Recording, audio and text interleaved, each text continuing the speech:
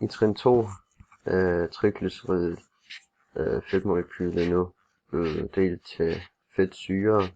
Disse fedtsyrer de bliver nu videre til etansyre.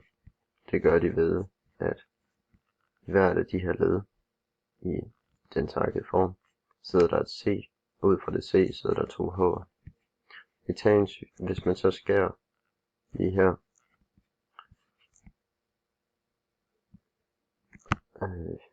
skal jeg se, om jeg kan få fat. Hvis man så har en enkelt her, og så har man allerede carboxylsyregruppen her, og for at den her carboxylsyregruppe bliver til etansyre, mangler du kun et C og 3 H'er. Du har et C lige her, til her, til her og til her, så der er mange C'er at vælge imellem.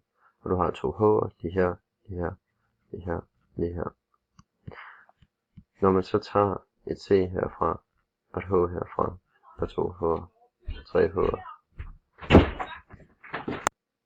plus at udover etansyredannelsen vil der også blive dannet gasserne CO2 og H2, hvilket der jo er rigeligt af i disse bindinger.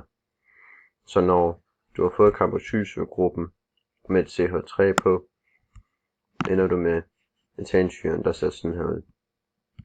Og det bliver brugt videre i trin 3.